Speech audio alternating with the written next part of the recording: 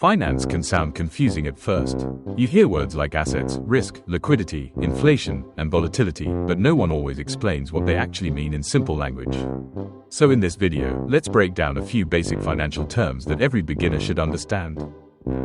If you are new to finance, you do not need to learn everything at once.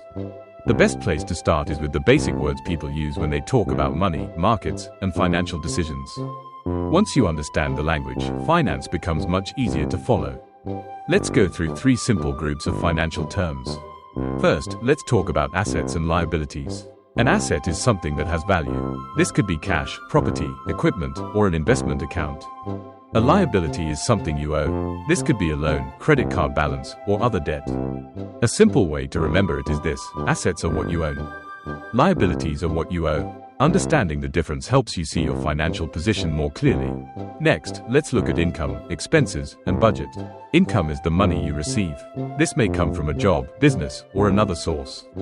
Expenses are the money you spend. Rent, food, transport, bills, and subscriptions are all examples. A budget is a simple plan for how your money comes in and goes out. A budget does not need to be perfect. It just helps you understand where your money is going. Now let's cover three terms often used in markets. Risk means the chance that something may not go as expected.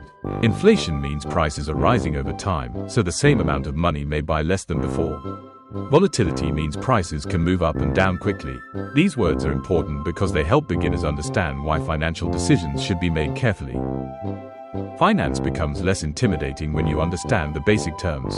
Start with simple words, learn step by step, and avoid rushing into decisions you do not fully understand. Thanks for watching. If this helped, keep learning the basics one concept at a time.